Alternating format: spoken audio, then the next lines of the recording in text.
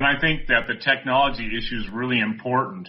One of the things that I believe that, and I was told this by multiple witnesses, multiple from intelligence people, guys who want to clear their hearts, clear their conscience, and they come to Jesus, and they want people to know. But the special operations world of every major country is looking for the ancient technology. They're looking for the ancient math. They're looking for the secret, if you will, arcane, occult, and hidden secrets. And that's what the mystery schools are all about. And we know from the book of Revelation that Satan is going to utilize that technology to deceive, to seduce, and destroy. And that's why it's so important that people do understand that they do have technology.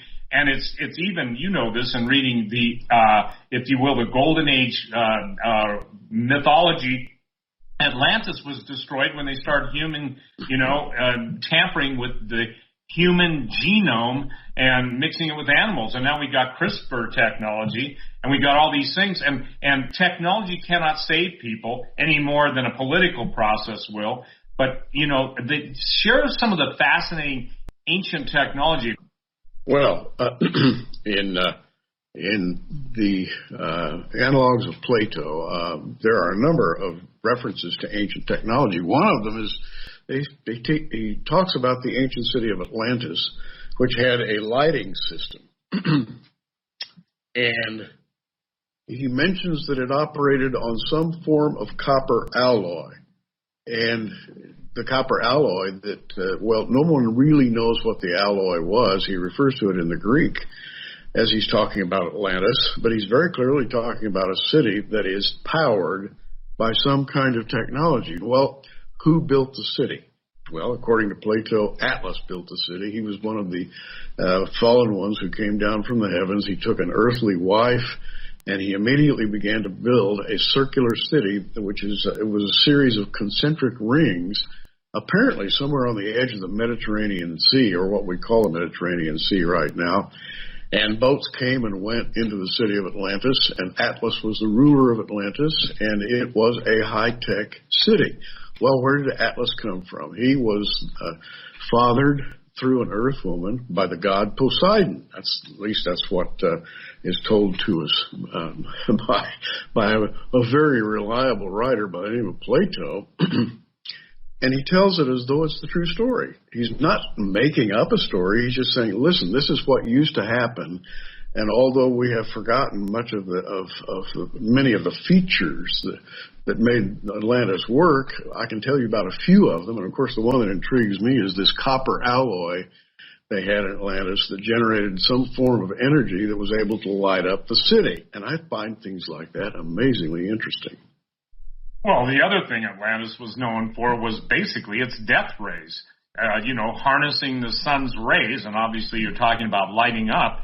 Well, I would say this, the other names for Atlantis vary, and there are other, ancient antediluvian civilizations, but what was interesting about Atlantis is the same style of that, the way the city is laid out, interestingly enough, is in Gath, when they found Gath, the city of Goliath, in the background, did you see the layout of that circular area? I think it's in Israel too, but I forget the name of it.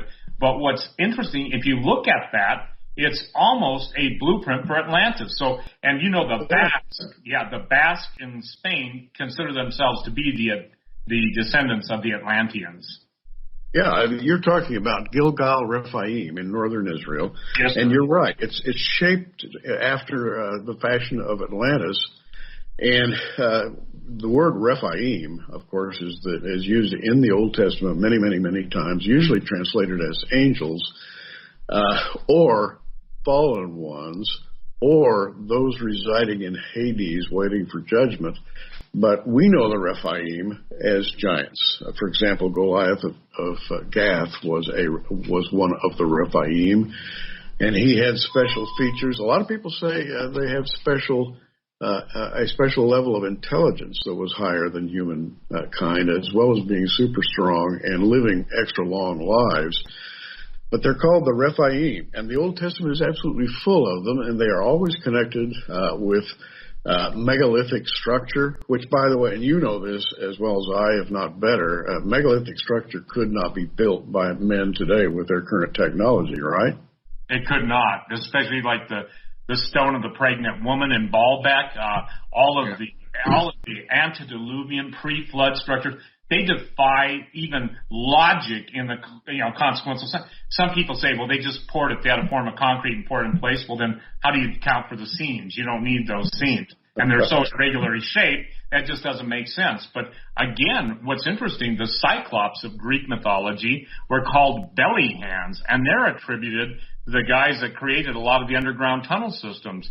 And all of the myths and legends about many of the islands in the Mediterranean are just filled with legendary, mythological, and here's the deal. The DNA extraction and looking for those things, these entities out there, they have to use mankind to open up the gates of hell, because God gave mankind, prior to the fall, dominion. So they use deception to get men to yield their place in God and their authority to make actually war on God's kids, his children. So, and even going back to the Vimanas of ancient India.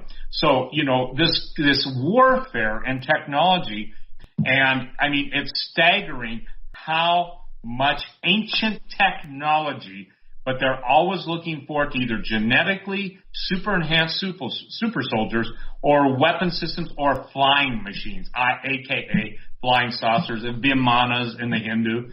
The failure of modern, I would say this, I got a new word, pulpitianity, okay, with those in the pulpit being literally terrified to talk about the Genesis 6 narrative, literally being terrified to talk about aliens, literally being more terrified about the book of Revelation. Isn't it funny, Gary, that while the Christians at large, and I call claimants to Christianity, they're like more afraid of that subject, biblical prophecy, and than they are of, I guess anything else that would be the truth. Yet the world's embracing what I would call empiric reality, and the necessity of the information like that we're presenting at Branson. To my knowledge, this isn't like a UFO convention. This isn't like Comic-Con, thank the Lord. But what it is it's the cumulative experience of, I just quick and dirty calculated, 300 years at least. I mean, a lot of us are over 60. I think there's 4 presenters over 60, and there's 4 under 60. So the thing is that the cumulative knowledge, we're trying to serve our generation well and pass it on